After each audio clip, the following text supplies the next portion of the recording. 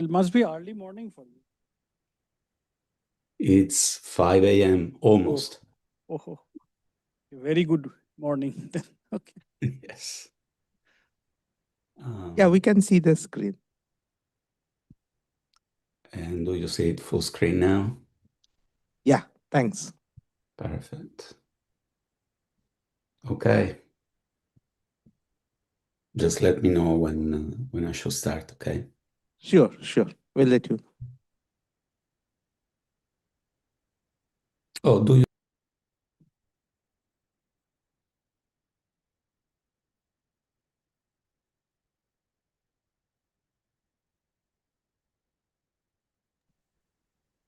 Sumanta?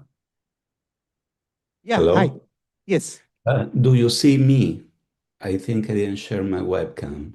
Yeah, your video is not there, but Wait a minute. Do you want me to share it?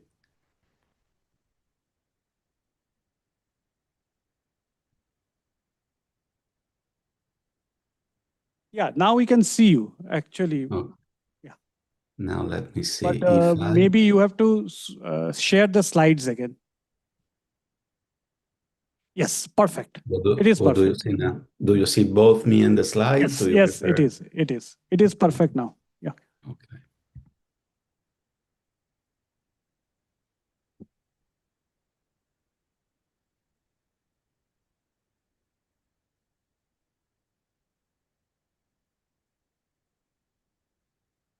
Nice sweater.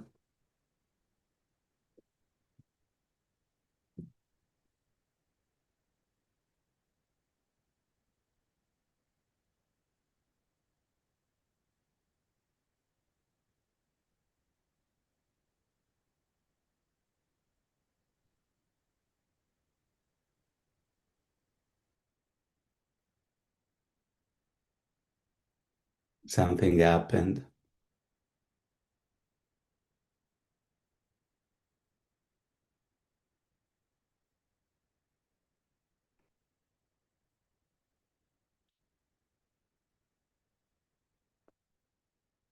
Should I share again because I don't see my screen, my video and my yeah, slides are ICTS gone. is just sharing the poster of their this conference. So maybe you can share after 2 minutes. Okay, so I'll share again later. All right.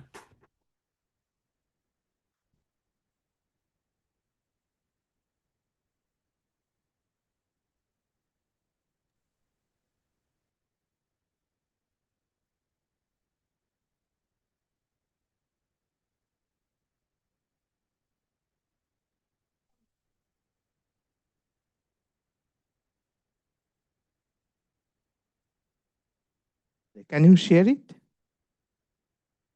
Oh, you want me to share again? Okay. Yes.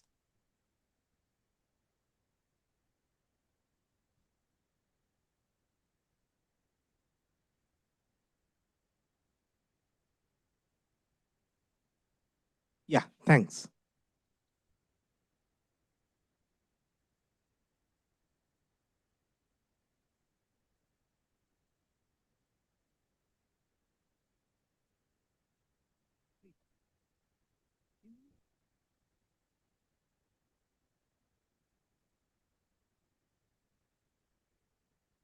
So Emanuele will start in 3 minutes, huh?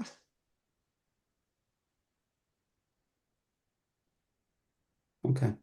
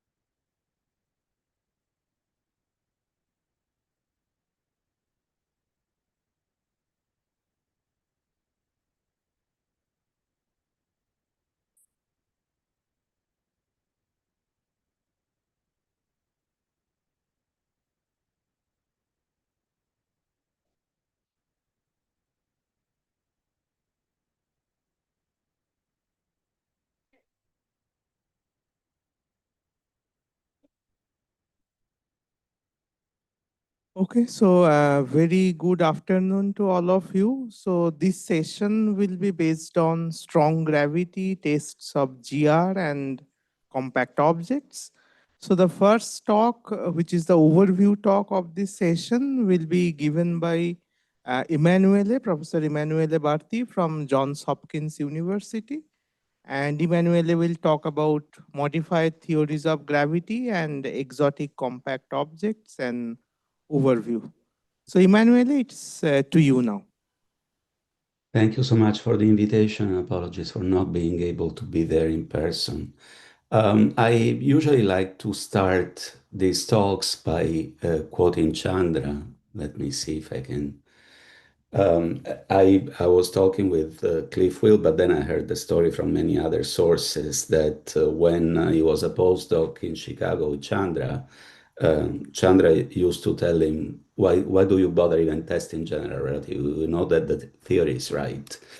And apparently, during one of the many times that he made this remark, someone said, well, but Einstein himself was overjoyed when he learned that the theory was in agreement with experiment.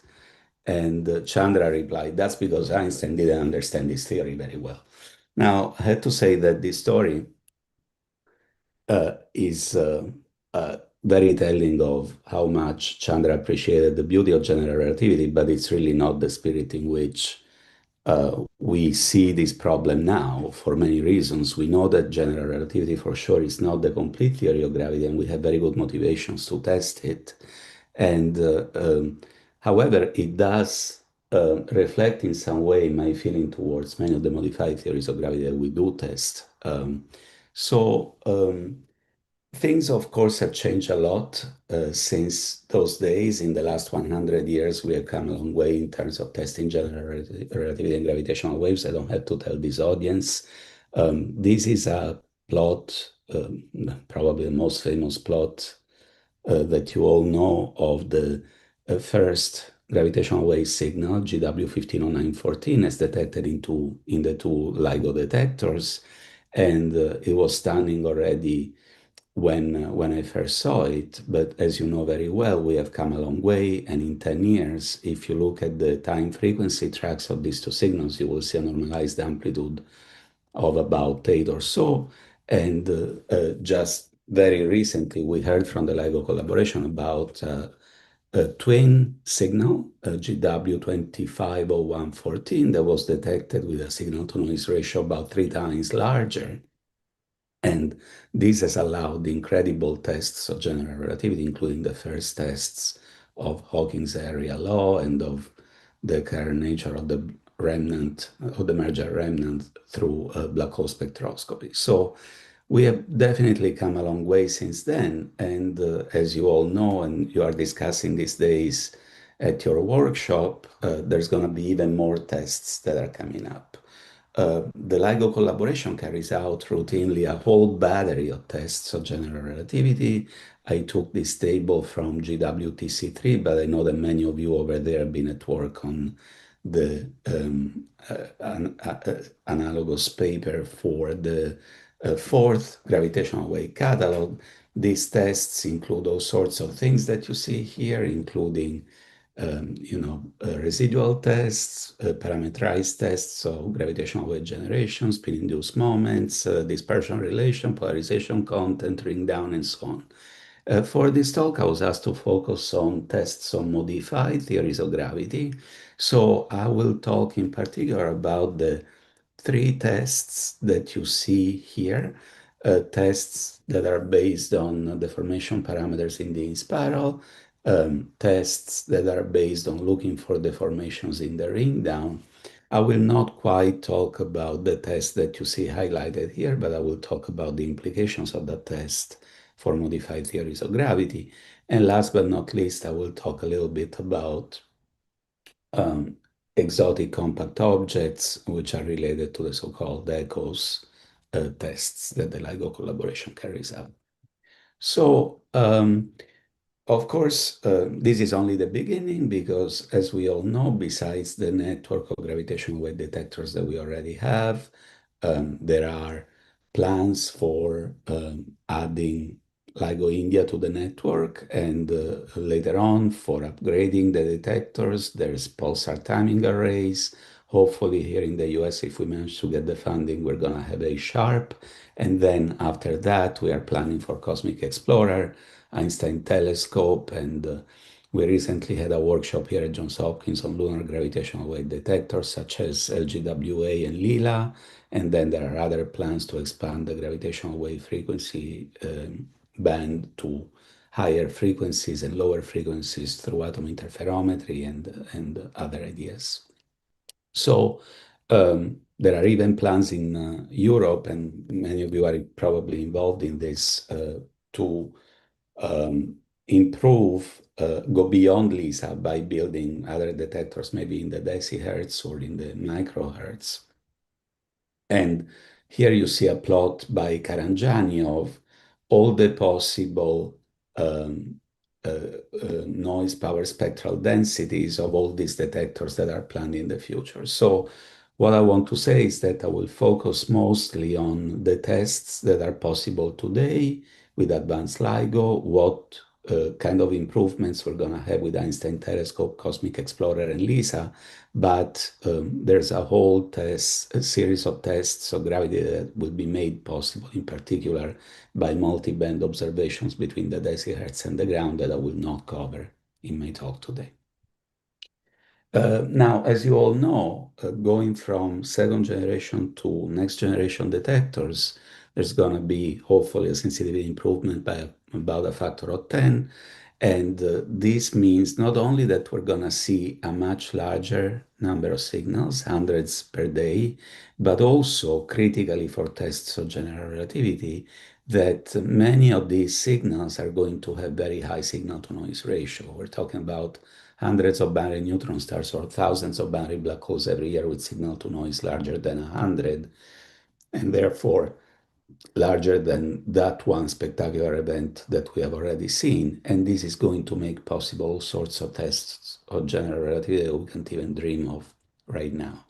Of course, this comes with a bunch of critical problems, including issues in doing data analysis for such long signals, overlapping signals, and most critical to tests of general relativity, the problem of waveform systematics that I will briefly talk about later on.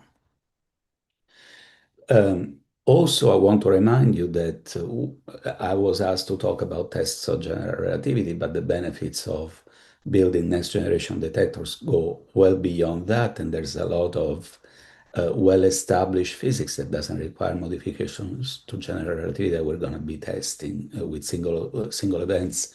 We're going to be able to test the neutron star equation of state, spin dynamics, do much more frequent multi-messenger astronomy, understand the properties of the populations, look at the high redshift universe, which by itself could bring surprises through the detection, for example, population 3 origin stars, binaries, or intermediate mass black holes or primordial black holes. And perhaps one of the most exciting prospects is the one of detecting stochastic gravitational wave backgrounds of cosmological origin if their amplitude is large enough. But once again, I'll stick to my task and I will only talk about tests of general relativity. Now, you may argue that improvements by a factor of 10 in signal-to-noise ratio may not be crucial. However, it's definitely true in physics that we should never assume that things don't change over when we improve our detectors by only, say, one order of magnitude. And in fact, what you see here is a quote by Michelson on the fact that the future truths of physical science are to be looked for in higher places of decimals. That's to say that if you look at the expectations in high energy physics, for example, it has been true in the past that we did not expect modifications when in fact experiments gave us surprises. So I do believe that there is always value in improving your tests of general relativity, because you never know when you're going to be able to observe deviations, even though your theoretical colleagues may have biases on the fact that these modifications should not be there when you improve your detectors only by a factor of 10. Okay, so let me start off by giving a very brief overview, given time limitations, on what kind of modifications of GR have been uh, uh, considered so far in the context of tests of general relativity, their implications for no-hair theorems, and why we have started thinking about this in terms of effective field theories. It's going to be necessarily brief because I only have about 30 minutes and it's only to set the stage. The key idea that we reviewed in this very long review on modified gravity now 10 years ago, but you can also find it in this shorter paper by Thomas Sotiriou, is that when you modify general relativity, you are strongly constrained by something called Lovelock's theorem that tells you that in four space-time dimensions, the only divergence-free symmetric rank 2 tensor that you construct uniquely from the metric and its derivatives up to second order and preserving diff invariance, so invariance under coordinate transformations, is the Einstein tensor plus lambda. So whenever you give up one of those assumptions, then you end up having modified theories of gravity. But many of the things that I highlighted in red here lead to modifications of general relativity that are very well constrained. For example, we know that the equivalence principle is now experimentally verified to 1 part in 10 to the 15. We know that there are very tight constraints on higher dimensional scenarios. And therefore, in the end, ultimately, most of the modifications that we are still allowed to test with gravitational waves are the ones that lead either to diff invariance violations, and I will not consider these very much because they come with their own set of problems and with their own tight constraints, or the ones that lead to the introduction of additional dynamical fields, for example, scalar, vector, or tensor fields. Now, many of these theories are tightly constrained in the sense that it is now well understood that they lead, for example, to black hole solutions that are exactly the same as the solutions in general relativity, or that deviate from those solutions only by a very small amount. For example, on this slide, I consider the case of vanilla scalar tensor theories, for which it's now well understood that the black hole solutions and even their dynamics are exactly the same as in general relativity. Now, there are ways around these no-hair theorems, but they involve either considering binaries with matter, for example, neutron star black hole or neutron star binaries, and in that case it becomes very difficult to test deviations from GR because they could be degenerate with deviations induced by the poorly known equation state.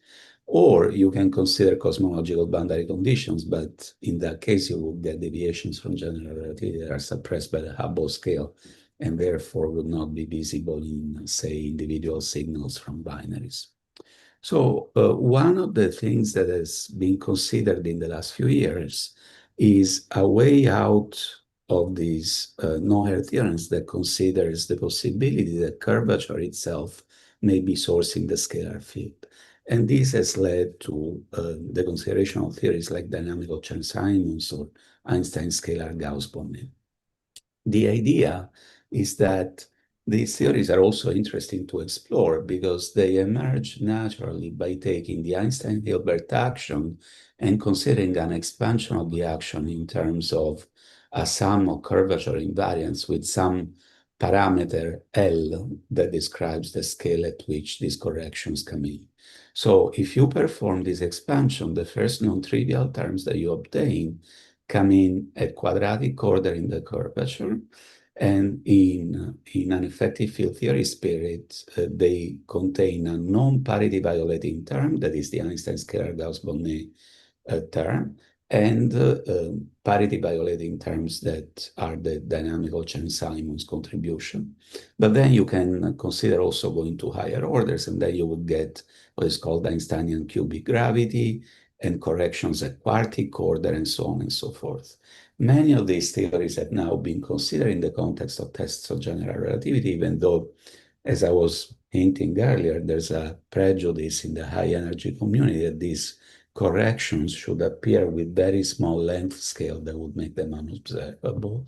But we are typically assuming that these coupling constants can be of astrophysical size, say of order kilometer, and then we are understanding these theories as phenomenological theories that allow us to construct dynamics for compact binaries, in particular binary black holes that can differ from general relativity. Now, in this spirit, people have considered, like I said, Einstein's scalar Gauss-Bonnet gravity that can also be understood as a particular case of the so-called Horndeski-Lagrangian, and it's a particular special case of Horndeski and of quadratic gravity in a sense that I don't really have time to discuss in these slides. But the key point is that in this spirit, many calculations have been done for binary dynamics in modified theories of gravity. For example, there are calculations of post-Newtonian modifications to the waveforms, including also higher order in the coupling and generic Einstein scalar Gauss-Bonnet theories.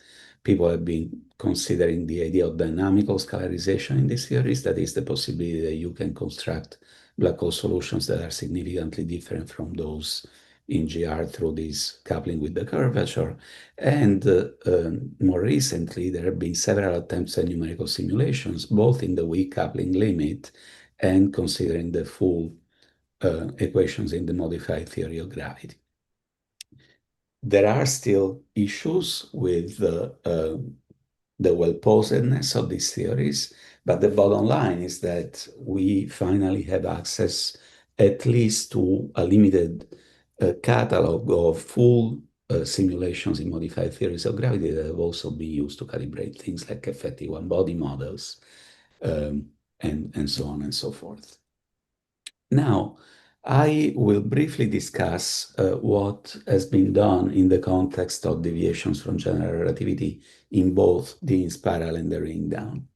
In the context of the in-spiral, what the LIGO collaboration does now is constraining coefficients that appear in modifications of the phasing of the gravitational waves. So typically what you say is, let's consider the gravitational waveform in the frequency domain. You can imagine that any specific modified theory of gravity is going to give you modifications both in the amplitude and in the phase.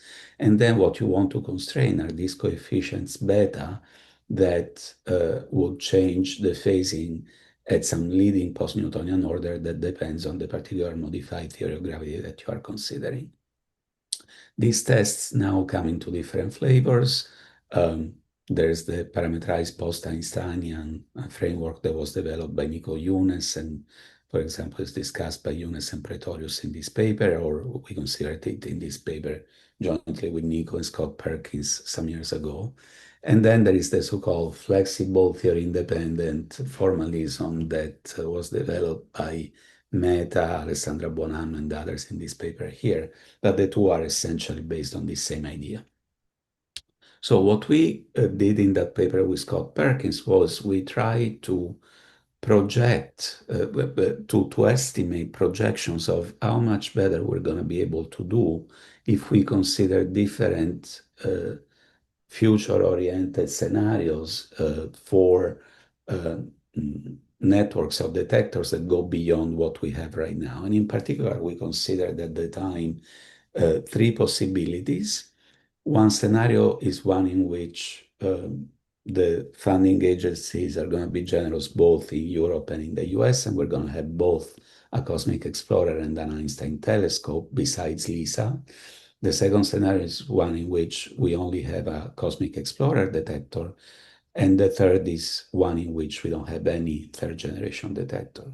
And now, based on these 3 different observational scenarios, we looked at the improvement in signal-to-noise ratios and in tests of general relativity that would be possible with terrestrial detectors only, and considering massive black hole binaries that would be visible by this, and possibly also multi-band binaries that would be visible by both space-based detectors and ground-based detectors. So what you see here very schematically is each of these very complicated labels tells you which network of detectors we considered. This shows you the rate of observations for terrestrial detectors and for massive black holes and multi-band events. And down here you see the cumulative number of sources and the average signal-to-noise ratio of the sources that is also increasing dramatically. Of course, it gets much better when you have the more optimistic scenarios in which you have also next-generation detectors on the ground. Now, the conclusions of that paper are very complicated, and I don't have time to discuss them in detail, but I invite you to look at the executive summary of the paper. The point is that it depends. So the improvement in bounds that you can get by building next generation detectors depends on which particular theories you're interested in. So for example, if you want to constrain theories that induce dipole modifications, you want to test low frequencies, and therefore you're going to be doing better when you consider detectors that are sensitive at low frequencies. If you want to consider theories of gravity that do not modify the inspire but only modify the ring down, then you'd better construct detectors that are sensitive at high frequencies and so on. But in general, these next generation detectors can allow for improvements that are orders of magnitude relative to what you can do with current detectors. One important caveat in this calculation is that we use the Fisher approximation, which can fail in multiple cases, that these bounds tend to be dominated by the loudest events. So even a single loud event can strongly change the predictions, the statistical predictions based on the whole population that we predicted here. And number three, and perhaps most important, all of these bounds do not take into account systematics, which are really going to be the limiting factor. But once you have these theory-agnostic bounds, you can translate them with this table that you see here into theory-specific bounds by a simple Jacobian calculation. The fact that systematics dominate, by the way, is something that we addressed in detail in a paper led by Chandramouli that you see linked at the bottom of this slide, Rohit and others. And we're also doing follow-up work on this that hopefully will appear soon. Okay, once again, I want to stress that a single lucky event can strongly affect any kind of forecast. And I show you one example, a cautionary tale here.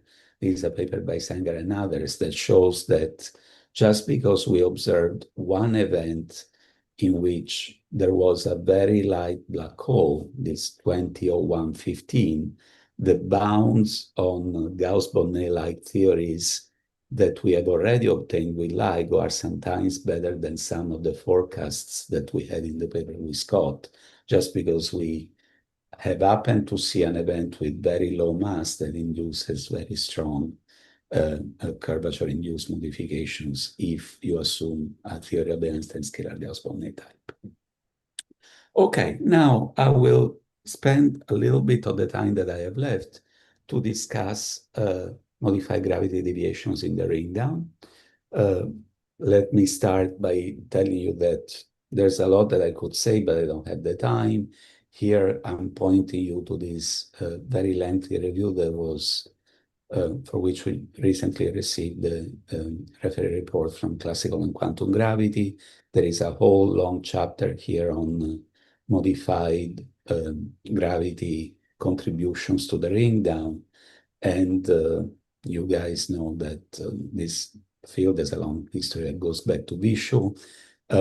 Once again, because of time limitations, I will not say much, but let me start from a very brief recap of things that you probably already know. The key idea here is that when you compute the spectrum in general relativity, what you get is a series of discrete frequencies.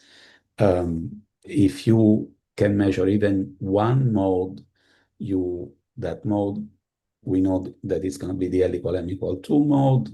If you measure the frequency and the damping time of that mode, you're going to get the frequency and the damping. You're going to get the mass and the spin of the remnant black hole. And then this fixes in general relativity the rest of the spectrum. So if you can measure even one other mode, you can have tests of general relativity. These are null tests in the sense that you are not really testing any specific modified theory of gravity. You are just trying to understand whether the spectrum of oscillations that you see is consistent with GR.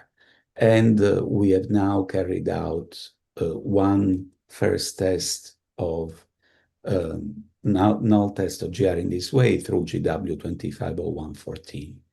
Now, Swetha, that I know is connected to this call, gave a very nice talk about 1 year ago at the Ring Down Inside and Out workshop, where she pointed out that with next generation detectors, we may have hundreds of so-called golden events and thousands of golden events in LISA, for which we can carry out these null tests in a very stringent way, because as I said earlier, many of these events have signal to noise larger than about 100, and this allows us to do a whole set of interesting null tests of GR that involve also the amplitudes and phases. It allows us to break parameter degeneracies, to use populations, and so on.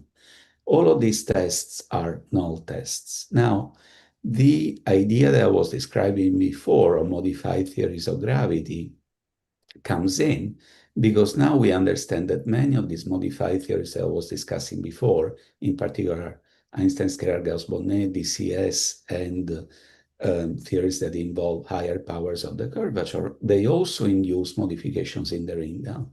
And in fact, there has been enormous progress in the last few years on calculations of ring down spectra in these modified theories of gravity. Now, these calculations are in general very complicated because we know that the Topolsky equation is very special.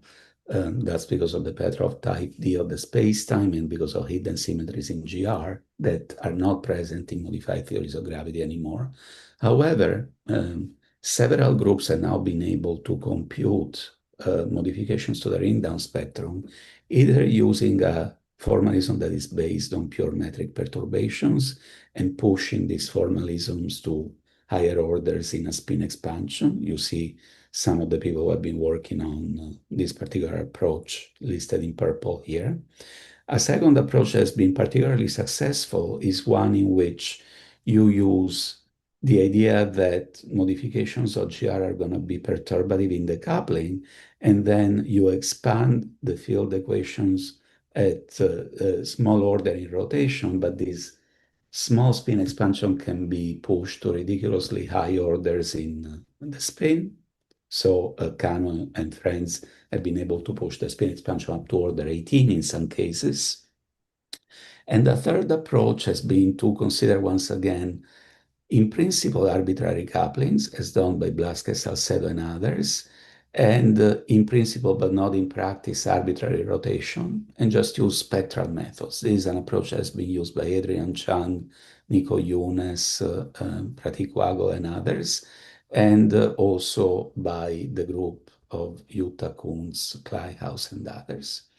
So a short summary is that these different approaches have been able to compute frequencies in modified gravity for different harmonics up to certain orders in rotation that you see here, and sometimes also including the overtones for all the different classes of theories that I was discussing before. So now we have specific theories in which we know at least partially the spectra in modified theories of gravity. Now, all of this can be encompassed in a formalism that we started developing with Vitor and my postdoc Ryan McManus back in 2019, and now has been pushed also to the rotating black hole case by Kano, Nicola Franchini, and others, Sebastian Völkel. The papers are listed down here. The idea is that you can take the potential that describes perturbations in general relativity. So there's going to be, say, a scalar potential for scalar perturbations and tensor potentials for even and odd parity perturbations of non-rotating black holes, if you start from the simplest case where your black hole background is non-rotating. And then any modified theory of gravity is going to give you modifications to those potentials that can, in principle, also include couplings between the scalar and gravitational, or scalar electromagnetic and gravitational degrees of freedom. Now, all of these modifications, if the parameter describing your modified theory is somehow small, can be expanded perturbatively, and you can also compute the frequencies perturbatively in this generic approach. Once you have a specific theory of gravity, you can then look at the modified frequencies that have been computed using the approaches that I listed below, and you can map them to the perturbative modifications that I described here. This is very much in the same spirit as the PPE or FTI modifications in the INSPIRE. Now, when you do that, you can construct what we called in this paper with Andrea Maselli and Paolo Pani a parameterized spectroscopy approach. The idea is that if you consider n sources, and for each source you imagine that you can observe a certain number of Q of quasi-normal mode frequencies, then you can carry out a double expansion in the spin, as you see here, and in the small parameter that describes your modified gravity modifications. And then you can do simple counting arguments to understand how many observations would be necessary to constrain a certain number of modified gravity coefficients. So in the past few years, we have been pushing this program forward. First, we had a very simple estimate of which of these modifications can be tested in this paper led by Andrea, where we pointed out that, as you could expect, the modifications that are easiest to measure are the ones that involve the fundamental mode frequency, the fundamental mode damping time, and then perhaps the frequencies of the first and second overtone. But later on, we have made much progress on this. There was an actual implementation of these tests to the specific case of Einstein scalar Gauss-Bonnet by Simon Menot, Gregorio Carullo, and friends, in which they were able to constrain the coupling constant of the theory to be less than about 35 kilometers.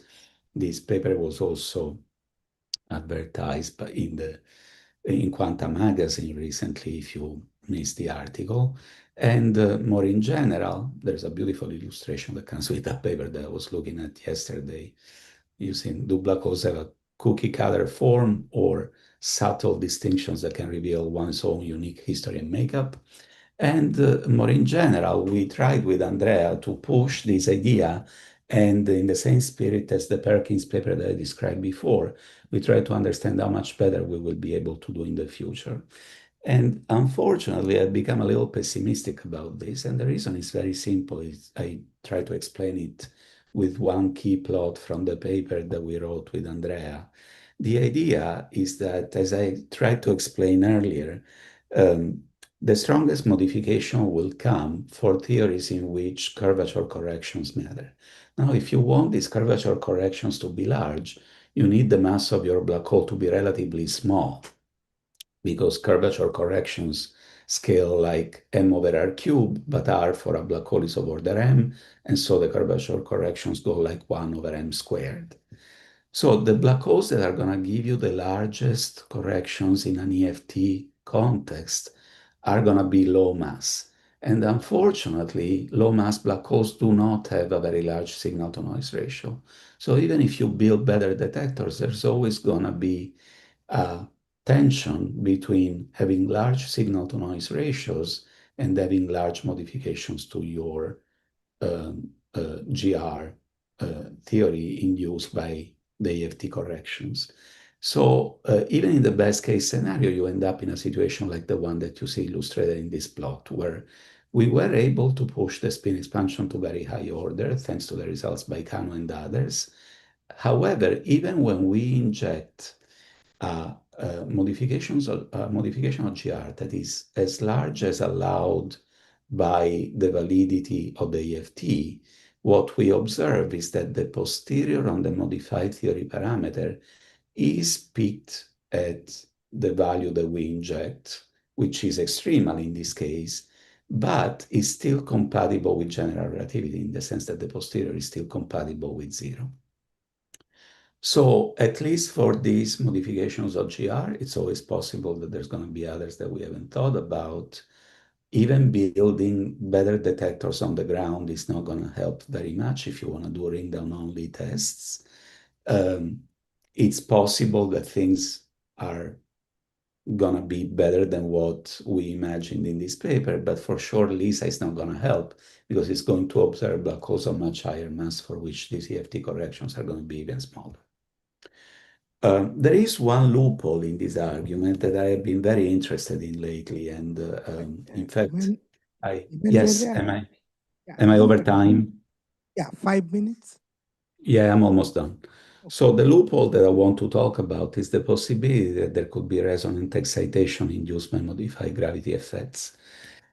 You may have paid some attention to these papers by Hayato Motohashi, Riko Law, Yi-Chu Yang, and myself, where we looked at things like avoided crossings and exceptional points in the spectrum. The idea here is that there is a very peculiar phenomenon already in GR where some of the modes can have frequencies that become very close to each other. And then you observe these very curious features in the spectrum in which the frequencies do not tend to the superradian limit in the near extremal case, but they loop around.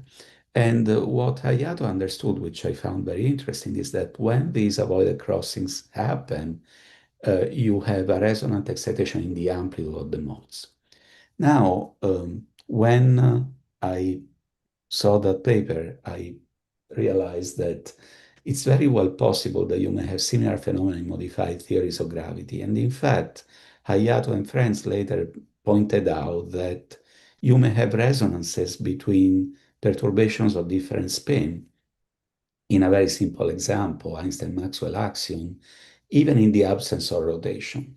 So if this happens, and it's definitely a possibility we should take into account, the modifications of GR that would be induced by this resonant phenomenon could be large enough to be detectable.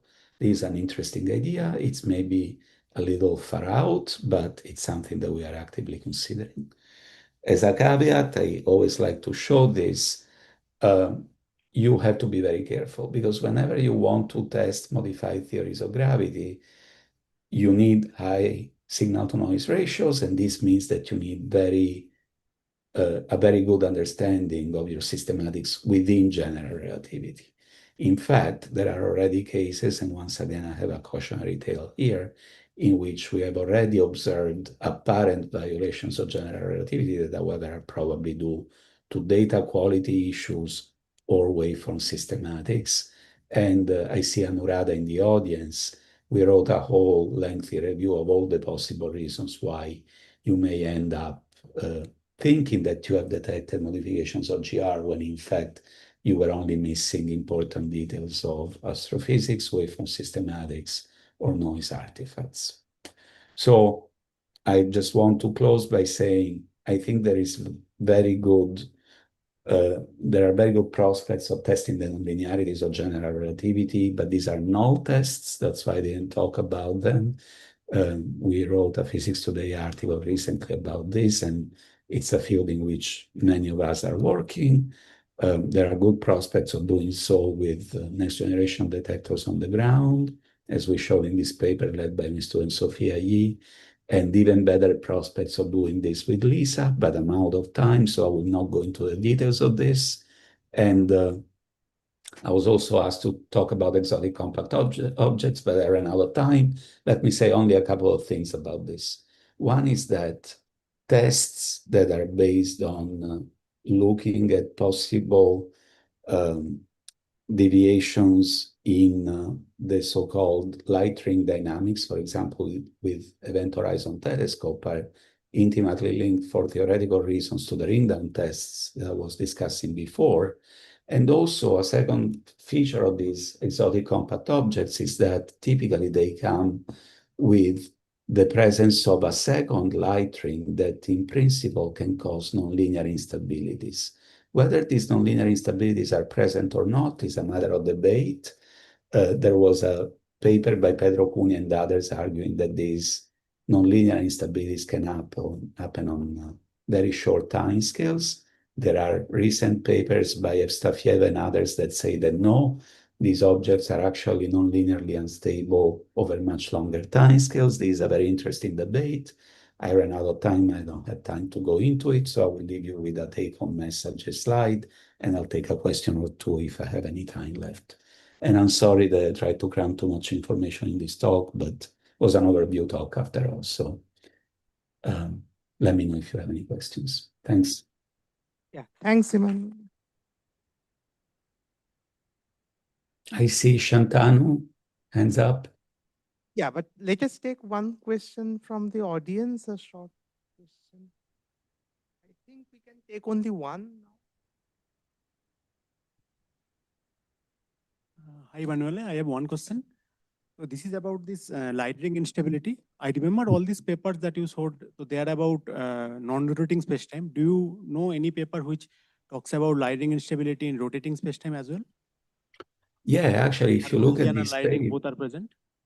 yes. So these two papers by Cunha et al. And Evstafiev et al., they actually do full non-linear simulations of these exotic compact objects. So the paper by Pedro... non-rotating spacetime, right?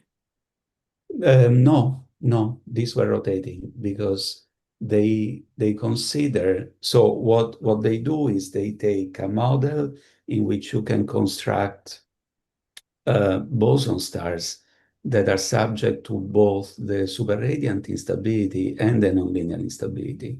So you have a whole family of boson star solutions. In fact, they consider two different families of solutions in this case that are subjected to both the superradiant instability and the nonlinear instability. And then they zoom in on the region in which you don't have the traditional superradiant instability that affects you when the background is rotating, and you only have the nonlinear instability. So the claim in the first paper was that even when the superradiant instability is not destabilizing the object, the nonlinear instability can make it unstable on a timescale that is of the order of 10 to the 3 times the light crossing time. And there was some skepticism about these results because it wasn't clear whether the numerical simulations were good enough to tell you that these objects were actually unstable. This paper by Tamara, Niels, and Will East carries out simulations for the same classes of compact objects and finds that they are actually stable over much longer timescales. So whether this instability is relevant astrophysically or not is still an open question. And I think that is very interesting. So there is a possibility that these objects, I am personally very skeptical about exotic compact objects, if you know me, because I think we should first understand how they form astrophysically and why the majority of the objects in the universe should be boson stars instead of black holes. But these results actually go in the direction of taking them more seriously because it looks like the instability does not operate on a very short time scale. Shantanu, can you please unmute yourself and ask? Yeah, can you hear me? Yes, hi. Yeah, so just a general question. So I've never, are there any tests of with gravitational waves of Einstein-Cartan, Shyama-Kibble gravity? I don't think I've seen any paper on the subject, but maybe I missed it and you know. I don't know of any. Okay, so can you do them in principle? So what I know, if you're talking about theories with torsion, is that there were some papers on this by Thibaut Damour, and I forget her name. She's of Russian origin and she works in France. But if you send me an email, I can probably pull out these papers. They did consider theories with torsion. but I Specifically, don't know Einstein-Sciama Kibble, because there I think the torsion is generated by spin. There are also theories where torsion is added in an ad hoc manner, like f of t. So, so I'm talking about theories where I think torsion is generated by spin. I'm not sure. Okay. I'm not sure. But I can point you to those papers by Damour, and then Okay. I'm not an expert, honestly. Okay, thanks. I think we will end this talk here. And Emanuele, we have a discussion session. Okay. I guess about 1 hour, 45 minutes from now. So if you can join that, that would be really good.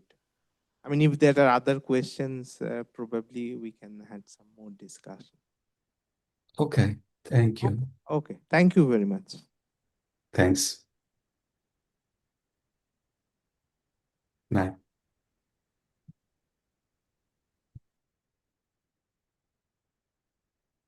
Hi, Paolo, can you hear me? Yep. Can you hear me? Yes. Can you share the screen? Sure. So can you see it? Yes. Yeah, we can see it. So I think let us go for the next talk today by Paolo Pani from Sapienza University of Rome. And Paolo will talk about black hole microstates and their signature. So it's up to you, Paolo. Okay, thank you very much for this invitation. It's actually a pity I cannot be there. So I'll give a focus talk also because Emanuele gave a great introduction to the topic. And actually, I will focus on the second part, so the argument that goes under the name of exotic compact objects. But actually with a different twist. So I'll try to discuss these new solutions that have been found in basically string theory and supergravity that have the hope to describe the microstates of black holes, and the goal would be to understand their signatures. So this is based on two recent papers done with these people here, in particular Pierre Heidman and other collaborators. So very briefly on the motivation, as Emanuele was saying, we have a lot of modified theory of gravity. Sometimes it is arguable whether they should actually have corrections that we can observe in astrophysics, just because the scales we are testing in astrophysics are very different from those in which modified gravity should actually occur. So it's important actually to find instead models that have very strong motivations. And in fact, when we talk about black hole physics, there are strong motivations to test black holes, and probably they are listed here, the main one. So the main one is that black holes have a huge entropy. For example, for M87, the black hole seen by the Event Horizon Telescope, the entropy corresponds to this huge number of states. And this is at really clash with the prediction of general relativity that black holes are essentially elementary particles. So they are described just by the mass, spin, and angular moment, and the electric charge. This huge entropy is actually related with the information loss paradox, so the fact that black hole evaporation violates unitarity. And finally, we know that black holes have singularity in their interior, where Eisen theory breaks down. So these are big theoretical problems that we would like to eventually resolve. And there is a program, typically called Fastball program or black hole microstates, that aims at solving all these issues with regular horizonless microstates. And the idea is that black holes as classical solutions to GR are just a thermodynamical description of something more fundamental, which are solutions that you may interpret as solitons in string theory. So asymptotically, these solutions are just like black holes with the same mass and spin, potentially, but eventually down to the high redshift region, they terminate with a regular geometry without an horizon and without a singularity. So this is very appealing. However, in string theory, many microstates have been found, but only mostly for extremal solutions, supersymmetric ones or non-spinning. So actually not very realistic. So the goal is to try to build microstates for astrophysical black holes, which are probably neutral, and of course rotating, and eventually confront them with the data. So when you try to do so, there are a few big issues that you would like to resolve. In particular, try to mimic black holes as much as possible. So we know that black holes are dark, for sure, so you need a dark object. You need the object to be very compact, and this is actually hard to do with ordinary matter.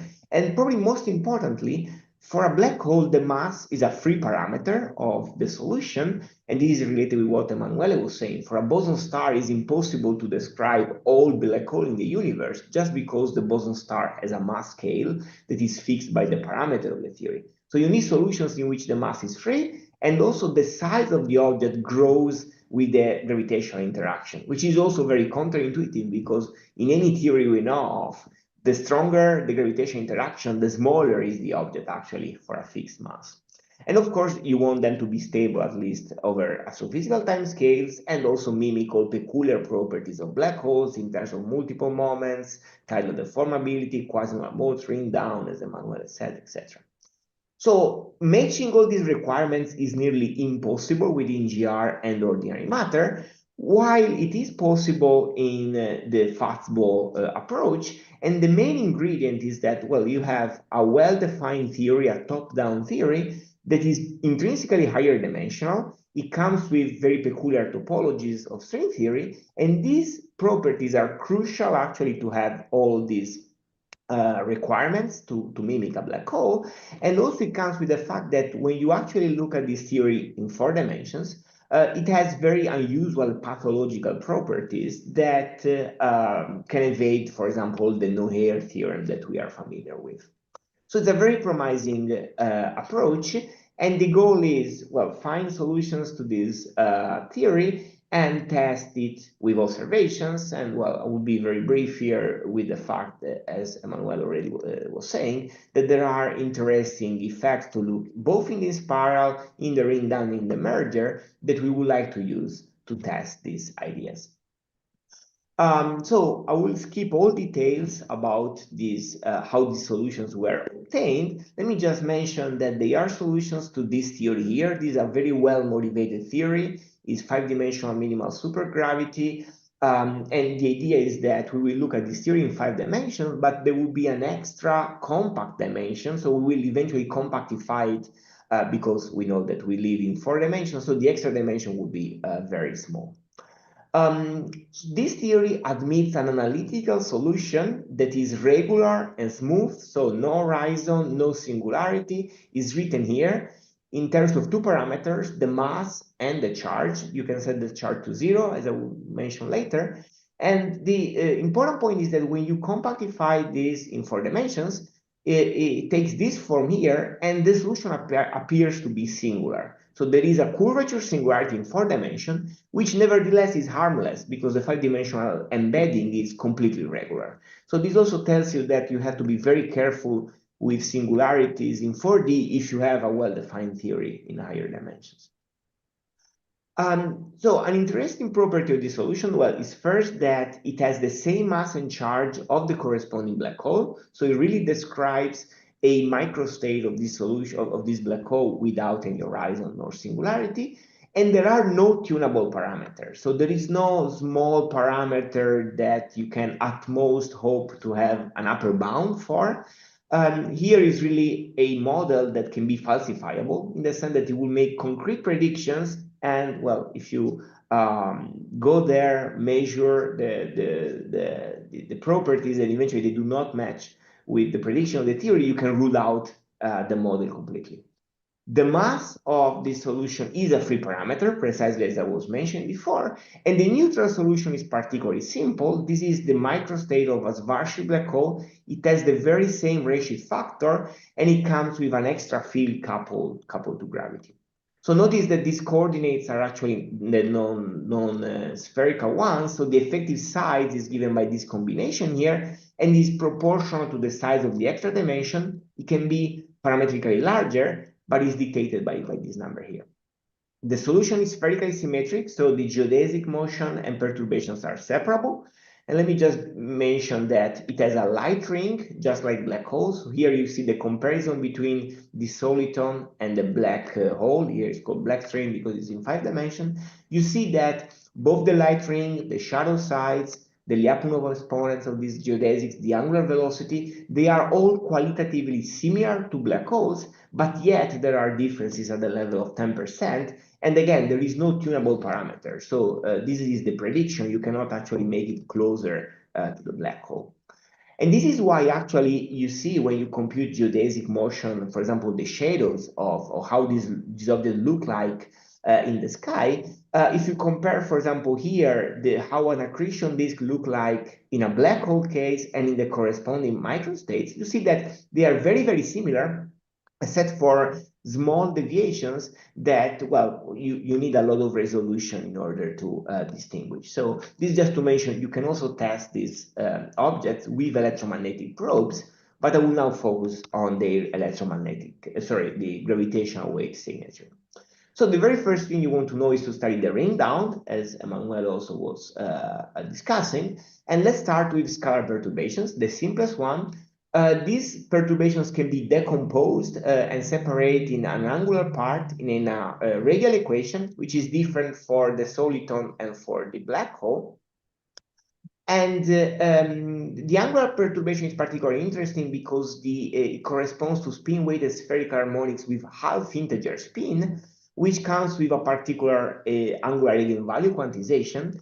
And well, let me just mention something not related, but by studying this problem, we realized that actually it was important to impose this angular quantization for spin half-integer perturbations. And this actually prompted us with Sumanta, Chakraborty, and Pierre to study fermionic perturbations of black holes in GR. And we found recently in this paper that their log numbers under fermionic perturbation is non-zero. So while for the bosonic sector, the response of a black hole is purely imaginary, for the fermionic sector is actually purely real and non-zero, even for Schwarzschild. And this was a nice byproduct of the analysis that has nothing to do with microstates, but I thought it was an interesting result. So when it comes to scalar perturbations, so you can compute them with whatever methods, and what you find is that the deviation with respect to the black hole are small, but still sizable at the level of 10%. The potential for a soliton is positive, which means that it's completely stable under scalar perturbations. And then you may actually go and look for whether you can constrain these deviations with data. And taking these outstanding events that was also discussed before, you see that at the moment, the accuracy of the first overtone frequency is about 30%. The deviation in this model is about 10%, which means that it's still within the observation so far, at least for what concerns the ring down only part, but a slight increase of the accuracy might rule out the model completely, because if you reach the level of 10%, you will be able to distinguish these deviations completely. You can also study the model in time domain, and well, you get what you would expect. So there is a standard ring down. The ring down can be associated with, can be described as a superposition of the quasi-normal modes of the system. And interesting enough, connected with what was discussed before, this model can mimic black holes very closely, but they do not have a stable light ring. And this is why actually there are no echoes in the light time in the late time ring down signal. So in a sense, they are closer to a black hole because they are just a ring down, but on the other hand, they are not compact enough. So you see these deviations from the standard ring down that might be bigger or smaller depending on the angular momentum of the perturbations. Very recently, we also extended with Pierre and George Santos these microstates to the rotating case, which is actually very challenging from the technical point of view. Let me just mention that there are analytical solutions described by 4 parameters. The angular momentum and the mass are both quantized, consistent with the fact that these are really the fundamental microstates of your solution. Interesting enough, these solutions do not have a 4D ergo region, but they have actually a 5-dimensional ergo region, which points to the fact that when you look at the 4D compactification, they should not have any ergo region instability, but modes with dynamics in the 5th dimension might actually have display an ergo, well, they see the ergo region and might display an ergo region instability, which is an instability that occurs anytime you have ergo region without an horizon, because also these solutions are completely regular. Again, the geodesics and the scar perturbations are separable in this case. And let me just close by mentioning something else, that you can study the quadruple moments of these solutions that will be important in the in-spiral, not in the ring down. And an interesting property of this solution is that at variance with black holes, the quadruple moment can be either negative or positive.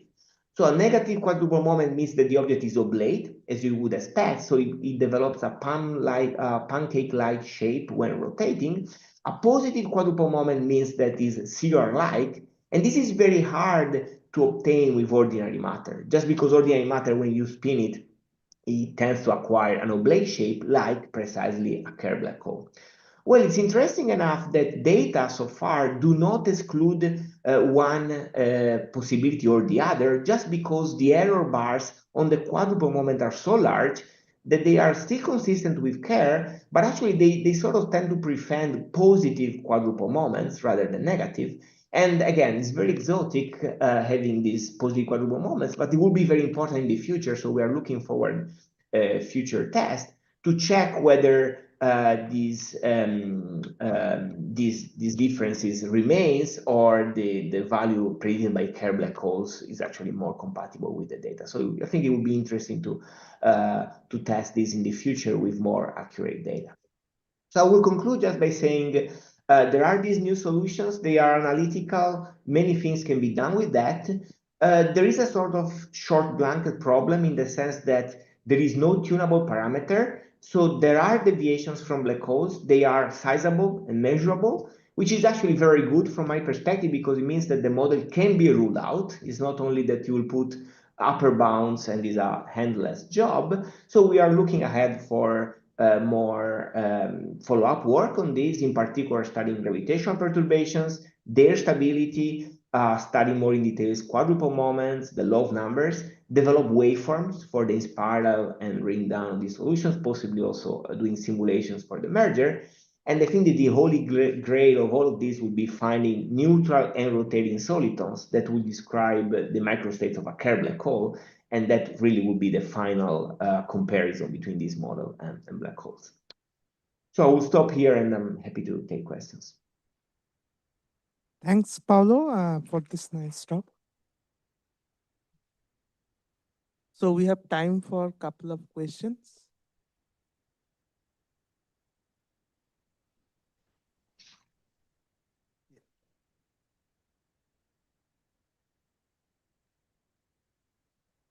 So hi, Paolo. So as of now, we have very high SNR signals, which are quite long and all that. So in those clean signals, do they still support this kind of exotic systems? So by the for in-spiral phase itself? Yeah, I mean, this as you can see, is taken from the test of GR paper with the third catalog.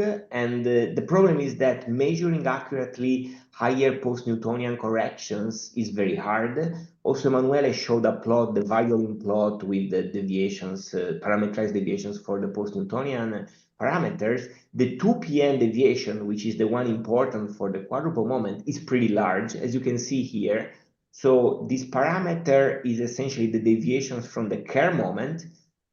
So it's normalized such that Kerr is 0, but a deviation of 100% from Kerr, which is pretty large, will correspond to delta K equal to unity. And as you can see here, the width of this posterior is actually of the order 10 or even more. So the error bars are still very, very large here.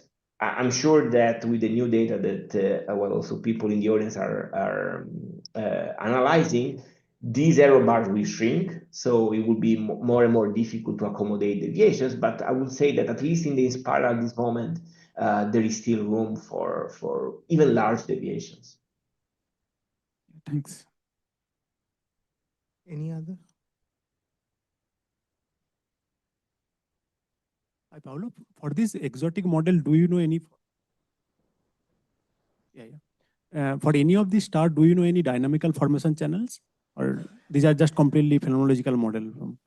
No, these are actually really top-down models in the sense that you can take, well, this theory here, and in a sense, you can think of these solutions as boson stars on steroids, let's say, in the sense that they have very nice properties like black holes, but they have a concrete theory. So if you collapse these fields in this theory, you should form these solutions. We are actually working on this. It's challenging from the technical point of view because the solutions are complicated, but it's a concrete model. So they should form like boson stars form.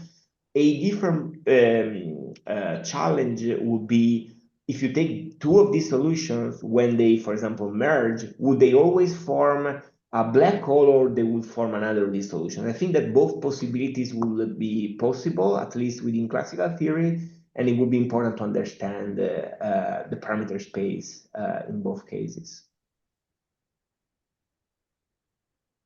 Any other questions, comments?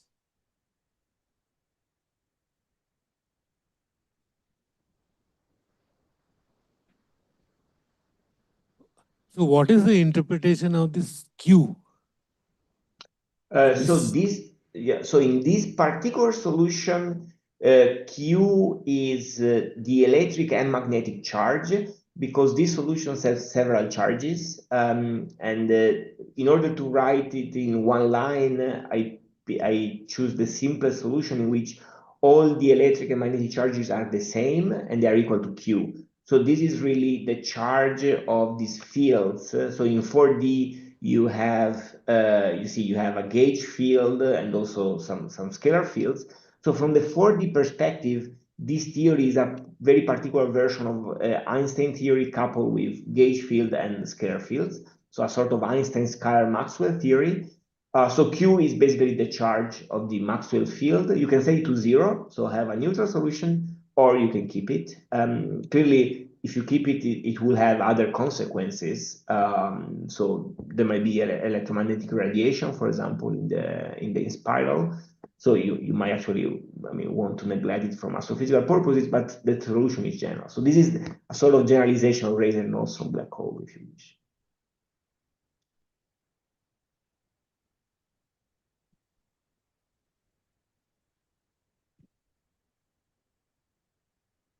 So if there are no more questions, let's thank Paolo again for this nice Thank talk. you.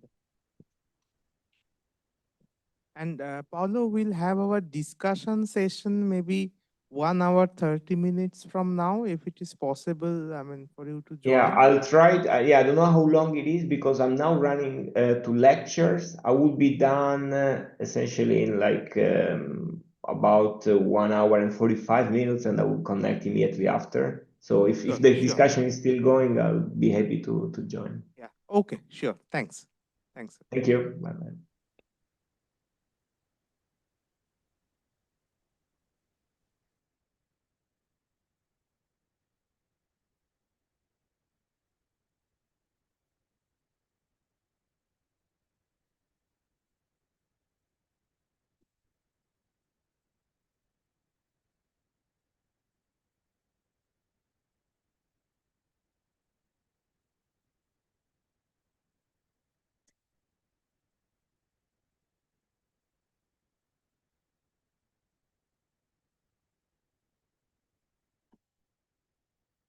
Okay, so we have the third talk in this session by Tanya Hinderer from Institute of Theoretical Physics in Utrecht University.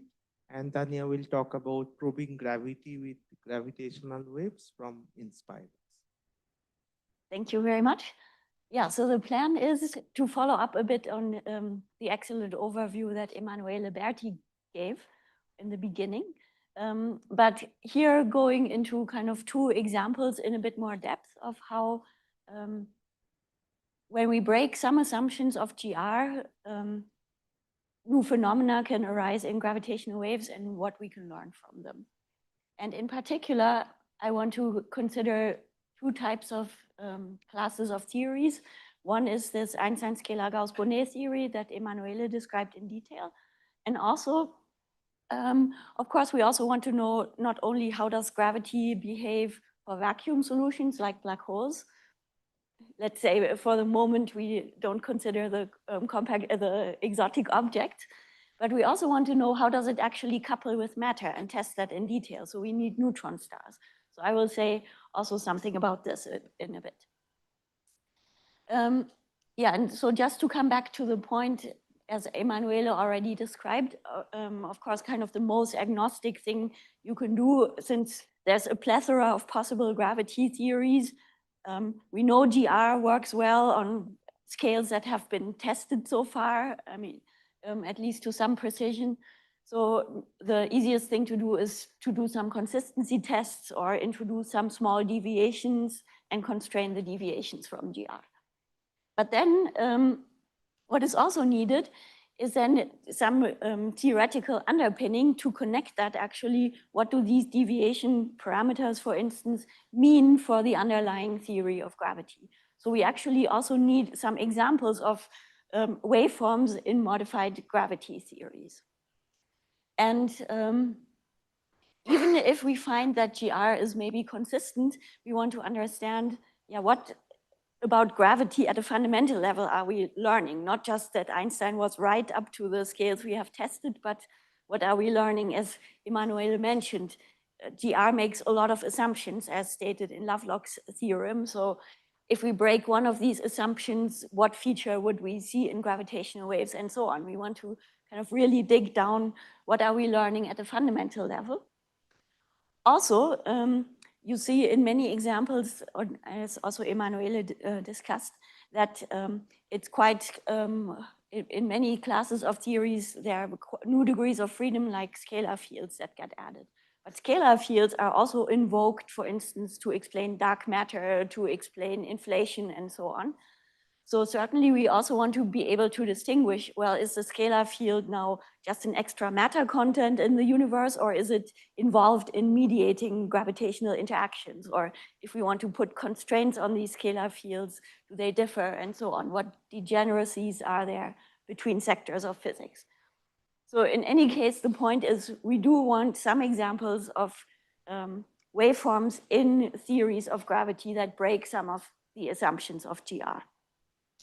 So as a first example, I want to go back to Einstein scalar Gauss-Bonnet gravity, which Emanuele already described.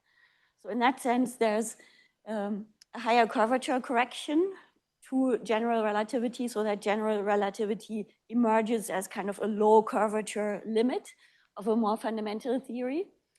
And this curvature correction is dynamically coupled with a scalar field, which is necessary so that it has any effect at all, because this curvature correction is a certain invariant that involves different combinations of curvature quantities.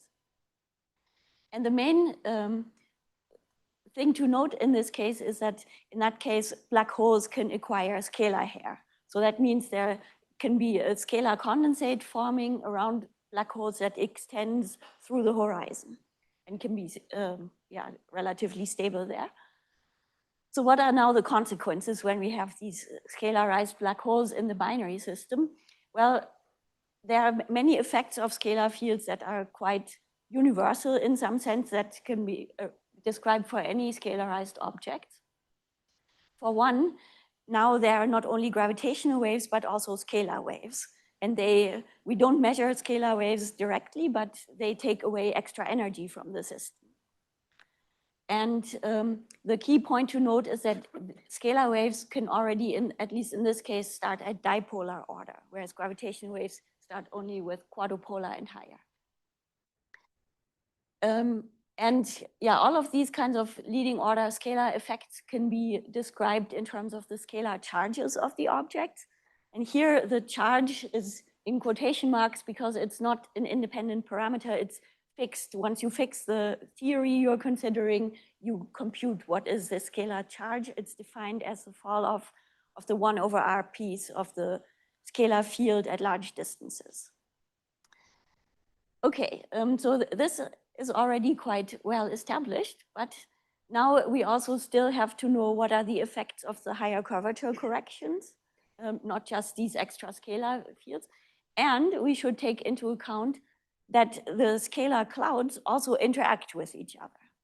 And in particular, the leading order interaction, at least when they are far apart, is that there are tidal effects between the scalar clouds, because we saw before the scalar field falls off like 1/r from one of the objects, which is exactly similar like a gravitational field. So the other object, the cloud, feels a gradient in scalar field across its cloud size. So it responds by deforming. And in this case, the deformation starts already at dipolar order.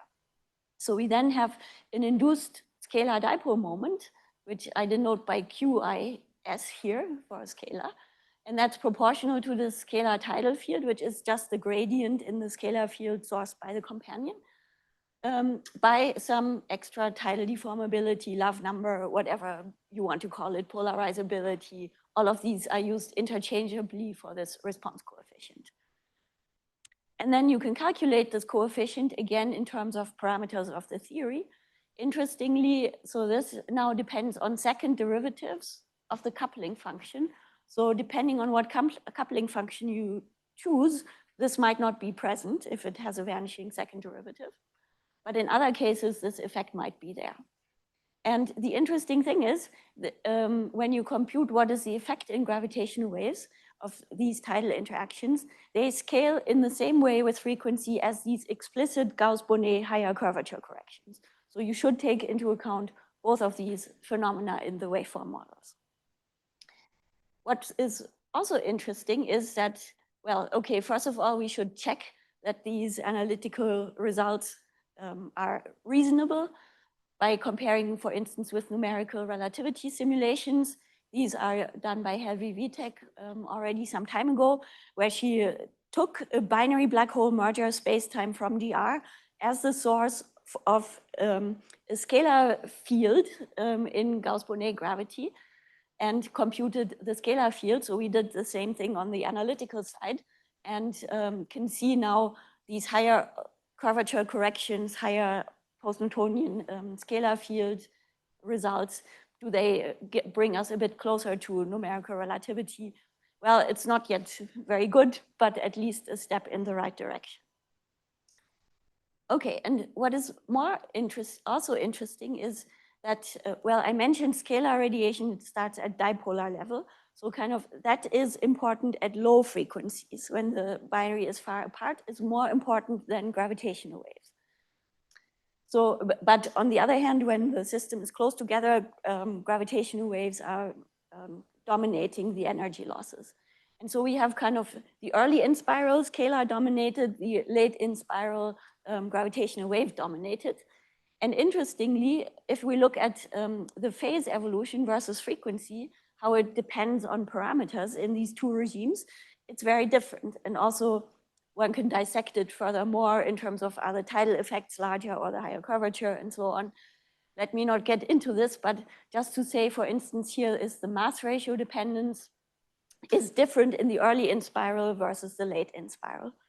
So now the question is, where does this turnover happen? And is it something that we should look for in detectors? Well, it of course depends on what parameters you choose for everything. But it could be, in some cases at least, that one can arrange for things that in LISA would see the early in spiral mainly, then ground-based detectors might see the late in spiral. So this is also something to be aware of. Maybe for multi-band sources, one might have to be a bit careful how to connect between the different regimes. But of course, as I mentioned, caveat is this all depends on parameters. Okay, so this is kind of what I wanted to supplement to what Emanuele said about Einstein scalar Gauss-Bonnet gravity. Now I want to go also to neutron stars, because as I mentioned, we also want to test how does gravity couple with matter. But of course, when we have neutron stars, there are all kinds of extra complications. We don't know the equation of state of the matter. We don't know if there are phase transitions. There's also now a lot of interest in neutron stars accumulating dark matter in their interiors. And now we are also coming saying, well, maybe there could also be modified gravity matter couplings coming. So, well, as a first step, we want to understand what would these modified gravity matter couplings do to a neutron star. And in this case, let's not consider the higher curvature corrections because there are extra complications. Let's just have the extra scalar field. And in this case, again, we have now some kinetic term in the action for the scalar field. We also have now, in the matter part of the action, the matter fields mix with both the metric and some function that depends on the scalar field. So what can happen again in this case is that neutron stars can scalarize. So there can be a scalar condensate forming. And in that case, the solutions can be very different from GR. Again, we have now the asymptotic scalar fields far from the neutron star falling off as 1 over R, but also there's now a constant that is not necessarily 0. If that's 0, basically you can get back to GR, but here we also keep it more general. And then already a long time ago, Damour and Esposito Farès computed neutron star mass radius curves and also how the scalar charge looks like and how it correlates with mass radius curves. What you see here is for 3 equations of state, different mass radius curves in solid is general relativity, in the different dashings is different parameters of this coupling coefficient beta 0. And you see in some cases there can be large deviations from the mass radius curve of GR, and it correlates with a large scalar charge that develops above a certain threshold. And this was also already well known that this kind of scalarization phenomenon is a really non-perturbative phenomenon. Above a certain compactness, the scalarization sets in. And how to see that it's non-perturbative is also quite nice. So here, this was for phi infinity 10 to the minus 3. So if it was perturbative, you might think, well, if I choose a smaller phi infinity, this effect should become smaller. But in fact, here I have 10 to the minus 6. The effect doesn't go away. It just makes all the features sharper. And there's a nice review article on scalarization by Daniela Doneva and collaborators explaining how you can understand this in terms of phase transition analogies and so on. But anyway, that is a bit of a digression. Now I want to consider what are the consequences for gravitational waves. Well, so again, I come with tidal effect. Sorry, it's the same theme over and over again, but now it's even more complicated. Because now we have not only the scalar tidal effects, but also we have tensor tidal fields for the neutron star. And because everything is very nonlinear coupled inside the neutron star, because that's really a strong nonlinear gravity region, we also have mixed scalar tidal and tensor tidal effects. So that means basically what I write here for the quadrupole response.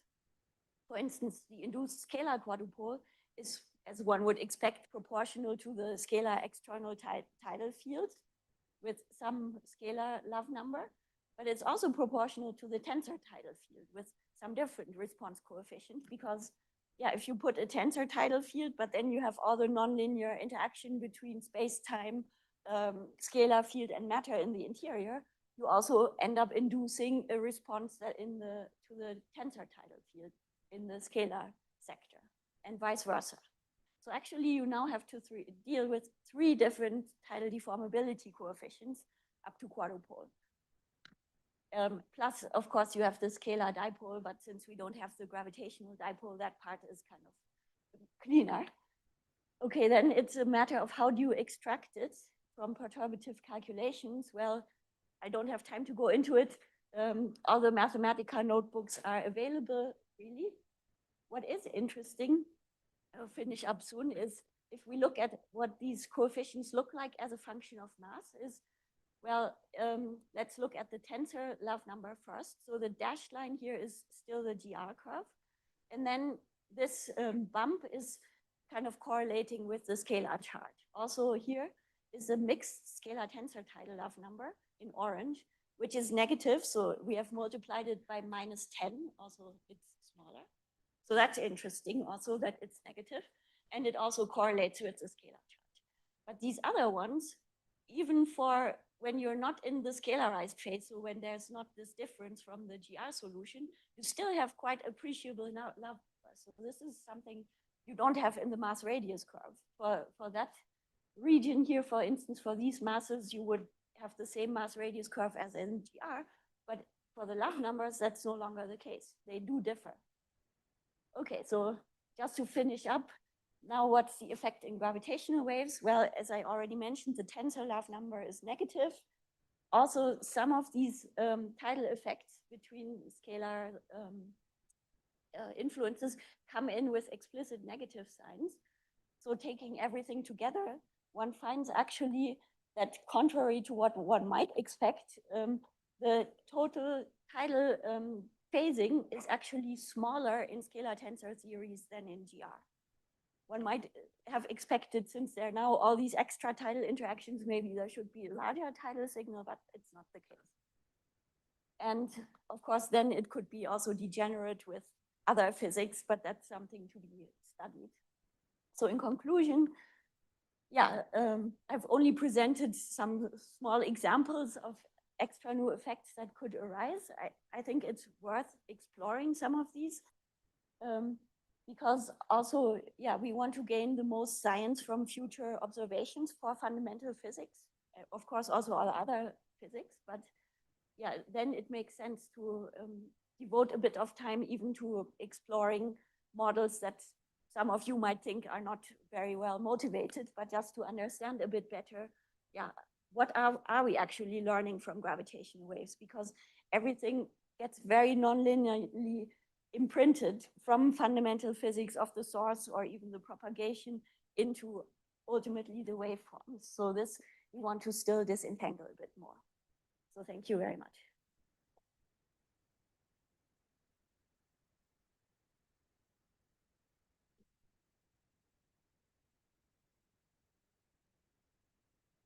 Yeah, so towards the end, you mentioned that tidal imprints on gravitational wave emission would get somewhat dumbed down. Is that? Yes, that's okay. correct. But what about compactness as measured by NICER-like experiments? Because you also showed the effect on mass radius curves. Yes, right? the mass radius curve would, well, of course, it depends. So here is one example. Yeah, so here it's not so visible, but you can have regions where the radius decreases. But I mean, okay, these are also extreme couplings that are shown here. Yeah.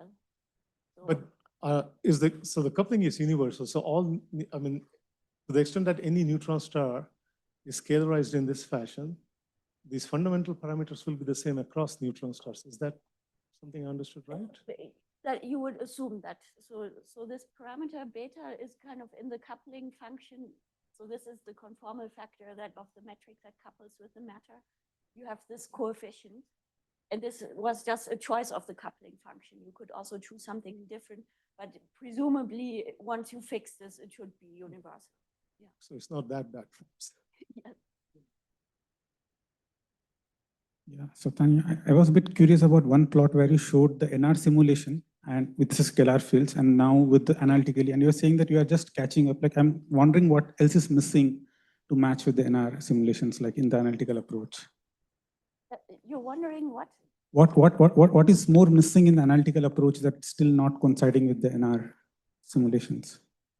What causes the remaining difference? Yeah. Oh yeah, because these are just, I mean, it's just to first post-Newtonian order, relative order. So it's a very low post-Newtonian order. We would not expect to have. So some more terms are there, it means, right? Like. Yeah, so it's more in terms of, yeah, is it completely crazy what we have calculated? More sanity check. Okay, and one more short question: that does it affect the usual tidal love number also, this scalarization? The usual tidal love Yeah, number? does it get affected because of the scalar charge being present? Yes. So the usual tidal love number, it was plotted here. This is the tensor tidal love number. And it does get affected for certain neutron stars with certain mass. Okay. And it still turns out, because one can then ask, yeah, what is the effect of all these love numbers on the phasing? And it turns out this tensor love number remains the largest effect in the phasing. Go ahead. Thank you for the talk. I just have a question about the black hole scalar case. You said that the scalar radiation dominates early on at low orbital frequencies, and then the gravitational radiation dominates later. Is that just because the dipole radiation goes like omega to the fourth in the power, and the gravitational radiation goes like omega to the sixth? So they just cross at some characteristic frequency. Yeah, really. exactly. Okay, hi. During the discussion of the Gauss-Bonnet gravity, you talked about some scalar losses. So does the similar thing happens in the tensor sector also? Yes, so the tensor is also modified. Is there a similar losses in the, like, as you talk about the scalar losses in the Gauss-Bonnet gravity? So something similar happens in the tensor sector also, and does that anyhow changes the MR relation? So like you showed the usual GR, and then we have a bifurcation in the when the scalar fields are present. So because of the losses, does that changes or gets modified somehow? So I'm not sure I understand the question. So you're saying if there's no scalar field, then you have just the tensor losses? And if there's a scalar field, yes, then there's extra losses. So yeah, that can be. Just was wondering, how do we think about the tensor losses? Because I can understand scalar losses, what does that mean? But when we talk about losses in the tensor sector, then how do we think about that? I just mean losses of energy and angular momentum that is radiated. Yeah, sorry, that was maybe not clear. Yes. So I meant just energy losses, you know, when you use energy balance to calculate the chirp of the binary, those losses was what. Okay. So thanks to Tanya once again, and we move on to our next talk, which is just Sudipta.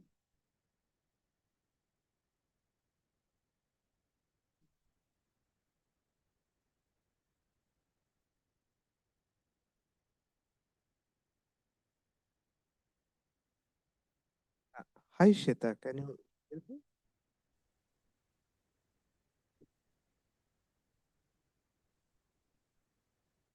Can you hear me? Hi, yes, I can hear you. Am I audible? Yeah, you are audible. Okay. Can you share the screen, please? Yeah. Let's go down. Share. Is it visible? Yeah, it is. Thanks. Okay, so we have the last talk of this session by Shweta Bhagwat. And Shweta is going to talk about identifying modified theories of gravity using binary black hole ring down. So Shweta, please go ahead. Okay. Hi, thank you for having me, and I'm really sorry I couldn't come in person. So I'm now going to change the gears a little bit, and I'm going to talk primarily about binary black hole ring downs. And I'm also going to talk a little bit more from observation perspective. So, okay, so just to set the stage, which probably in this audience everybody knows, you will have a long in spiral for these signals. And in this phase, you are going to be probing large-scale, weak gravity regime. And these signals are typically modeled using post-Newtonian approximations. As the black holes come close to each other and they ram and merge into each other, this is the phase that we call as merger, you are going to be exploring gravitational dynamics that are happening at horizon scale. This is strong gravity, and you are probing nonlinear gravity. And this is the region that you model using numerical relativity. Following this, you have the phase that we call ring down, where you already have the final black hole formed. It's also relaxed to somewhat perturbative regime. And now it's ringing down with the modes of the final black hole that is formed.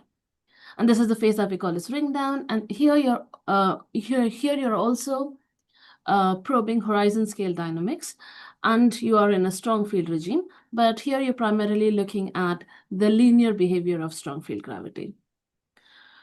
Okay, so now that we have that out of the way, I'm just going to go more into ring down and black hole spectroscopy.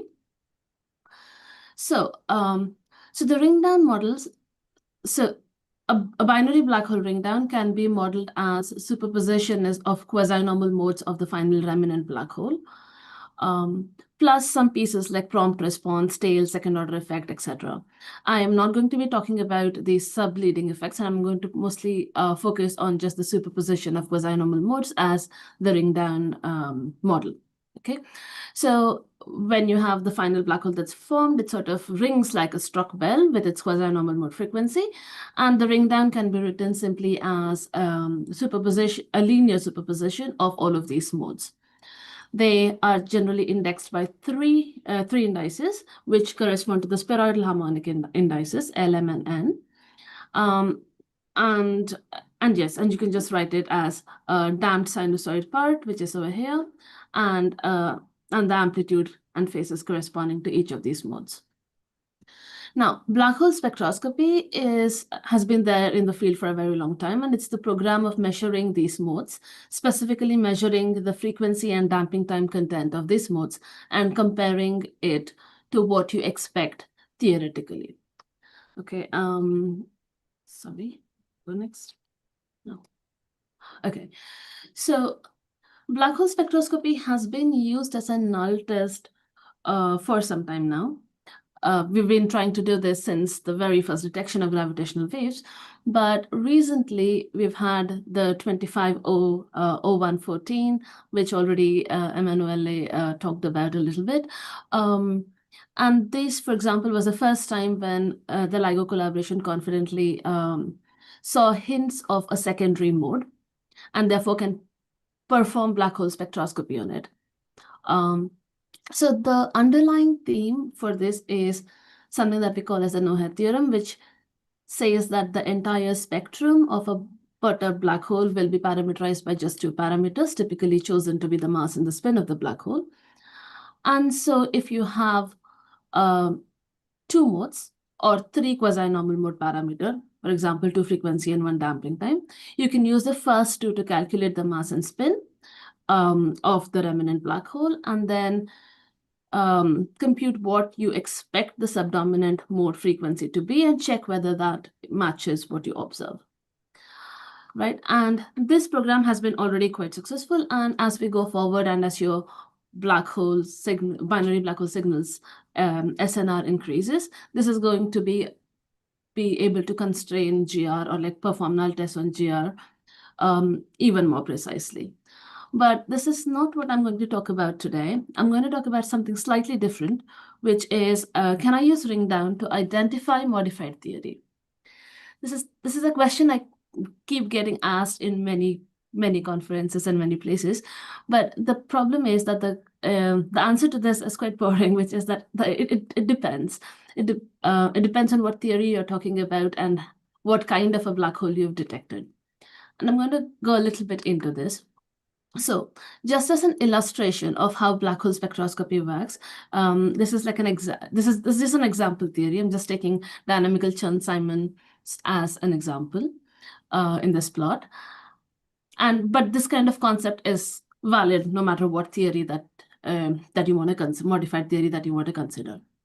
Now, this is a very, very loud injection that I have done, which is an injection of around 300 SNR in ring down alone.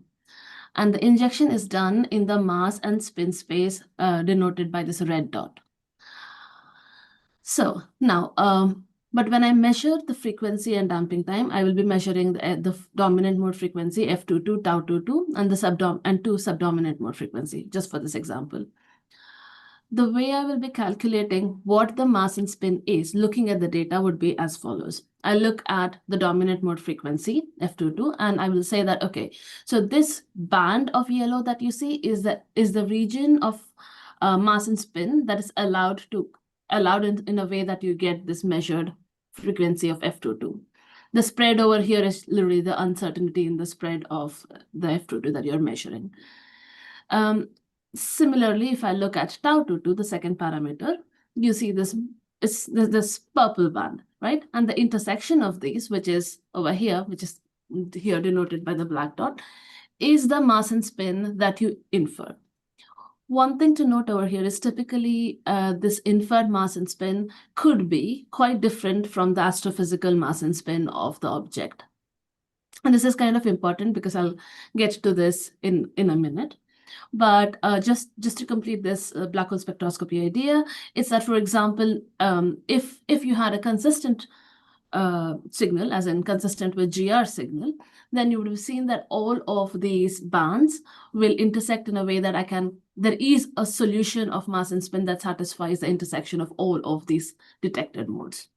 And as you can see, more the number of modes, more stringent the test of GR I can make.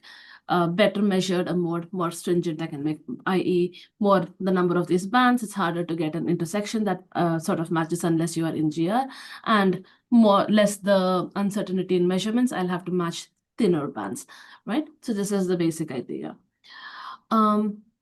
So going to the next slide.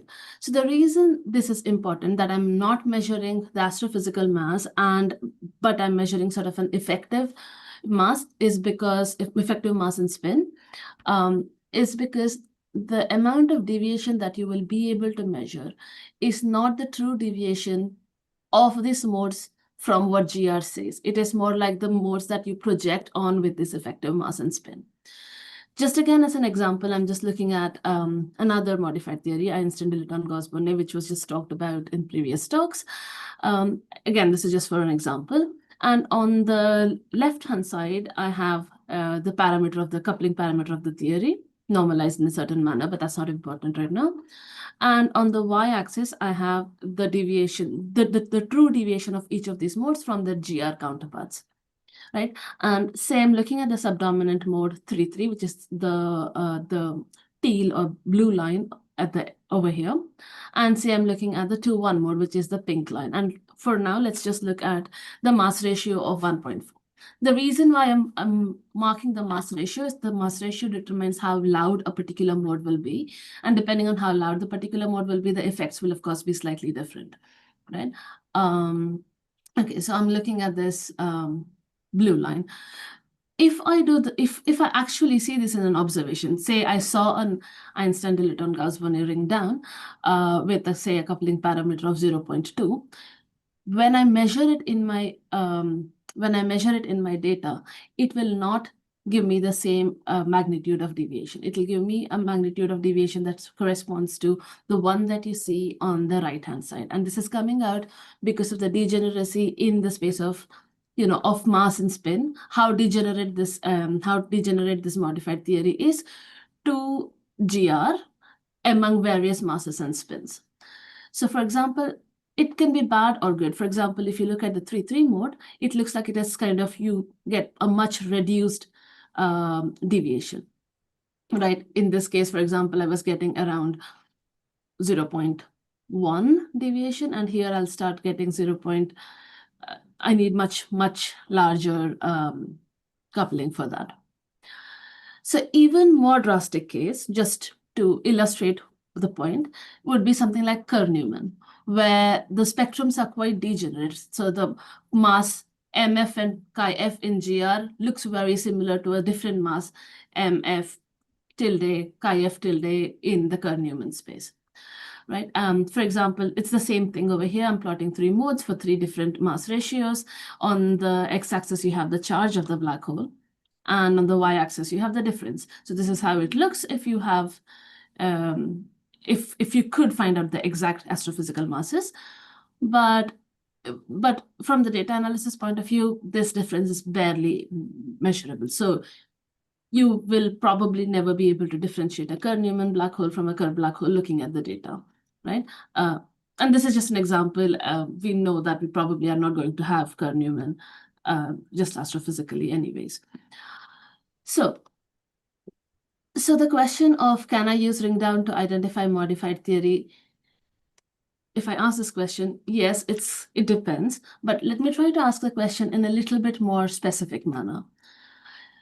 What if I ask how large should my ring down be for detecting a modification in the theory that produces 1% deviation in the dominant mode? The answer to this again is it depends. There's not a good answer that you can easily say, and I'll just explore a little bit of why for this. So let's first look at the plot on the right, and what you're seeing is here this is an injection of subdomain of a modified theory, dynamical Chern-Simons, again for like 3 mass ratios. And the black dot corresponds to where GR is, where GR should be, that is a deviation of the 3,3, and 2,1 mode should be 0. And what you're looking at are the blue lines are the 95% confidence interval. So what you see is the pink or the green, which corresponds to mass ratio of 3 or 5, are excluding GR at a 95% confidence level. Whereas the blue, which is mass ratio of 1, is excluding GR only at 90%. So is containing GR just barely in its 95% contour. If you look at the graph on the left, each point of this graph corresponds to an injection. There are various theories that I've tried to put in it and sort of get at what quantile they're excluding GR on the y-axis and the signal to noise ratio that is required in the ring down on the y-axis. And what you see is you at least want to exclude GR at say 90 or 95% interval. So what's important is the parts that you see above 0.9 on the y-axis. So this point is what corresponds to this graph, right? So you do see that different theories, even though they're going to give you 1% deviation in the dominant mode, whether or not you can identify them as different from GR depends really on how your theory looks. Now, going a bit more further, okay. Yes, it depends even more in the sense of now I'm just doing this as one dimension. So if I go back to this, there is one-dimensional histograms that you have here and a two-dimensional, contours on here. So depending on what you're using as a metric to say this, that you're deviating from GR or not also kind of matters. For example, you see, if I'm using a one-dimensional quantile of only 3,3 mode versus whether I'm using two-dimensional quantile, it is sort of different. It is also different depending on what mass ratio things are, i.e. how much each modes are getting excited. I'm not going to spend a lot of time on this because I'm running out of time. But whenever you see these kind of statements about whether or not you can distinguish theories of black hole spectroscopy, there are a couple of things to keep in mind. The first thing is that all of these are talking about black hole spectroscopy as a standalone, which probably will never happen. You'll always have an inspiral. You can get some information from there. And also the fact that these are considering that you're not putting any constraints on the amplitude and phases of the mode. You're just using the frequency and damping time. So probably in reality, you can do much better than these. The second thing is all of these results that you see mostly are for a small set of tangible modified theories. As it was already explained in talks before, finding quasi-normal modes for a modified theory is quite technically hard, and we don't have a lot of them. Also, the things that we have, we don't fully have the nonlinear merger scenario for most of them. And that means that we do not know if the modes that we're considering as excited are actually being excited. For example, you might have a theory where you have a smoking gun mode, as in like you're not expecting a particular mode like 2-0 mode, or a difference between 2-2 and 2-2 mode, or for example, a presence of a scalar mode. And those could be a smoking gun. And then the last thing to remember is that we only know the spectrums to certain perturbative orders. For example, the DCS that I've used was linear order in spin and second order in coupling. So most of the Hornbesky families are scalar sector. So these are things that you need to, anytime you see results of black hole spectroscopy, these are things that you need to keep in mind. I think I've run out of time, so I'll stop here and take questions. Yeah, thanks. So, yeah, questions? Thanks, Shweta, for the nice presentation. I have a quick question about just measurement in general. So I would imagine that some of your favorite systems for these kind of tests would be maybe intermediate mass black hole mergers. For example, something like 1905-21 or 2311-23, where most of your signal is dominated by, well, ring down, and most of your SNR is in ring down. But I also imagine that for these kind of systems, you have high precession effects, spin orbit precession effects. So would that be a problem for the kind of constraints you want to apply?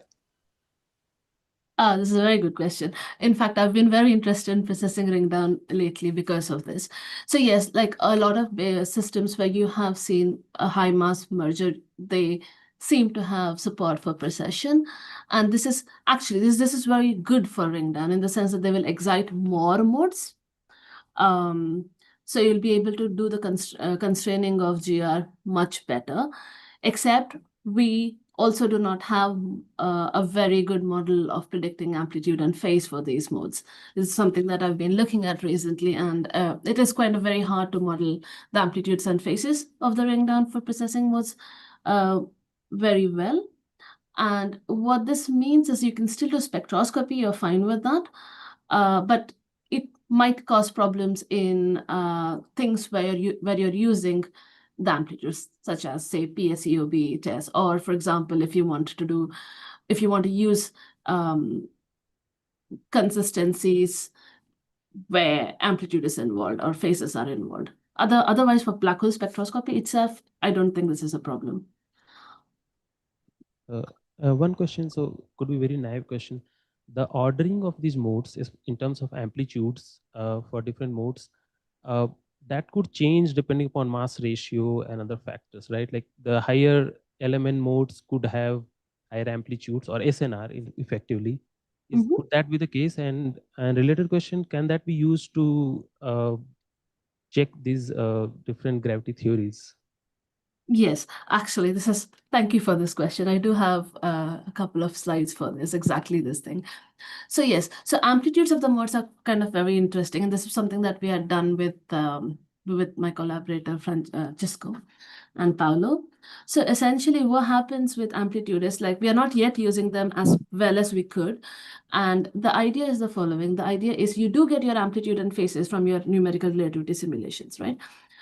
So it is predicted by the theory, and you can use it to also find the consistency. The problem with that is the following. The problem is that we don't know, we don't have an expectation of how they differ in any of the modified theories, right? So it's hard to quantify how much they're going to improve. But the truth is that so these amplitudes and phases are set during the plunge merger prominently. So if your modified theory is such that your plunge merger state, which is like the nonlinear strong field gravity region, changes, you will see differences in your phase and amplitude. Moreover, you could also have excitations of modes that would not have gotten excited in GR. And these are amazing, because this will be like the smoking gun for these systems to be identified.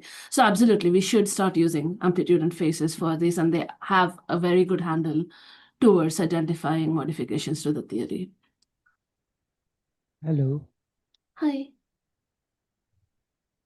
Hello? What I suggest is that let us take this to the discussion, because we are already running late. Yeah, And absolutely. I would request Shweta to just be present for the discussion, which will start maybe in 15 minutes or so. 20 minutes. So 20 minutes. Yes. 20 minutes.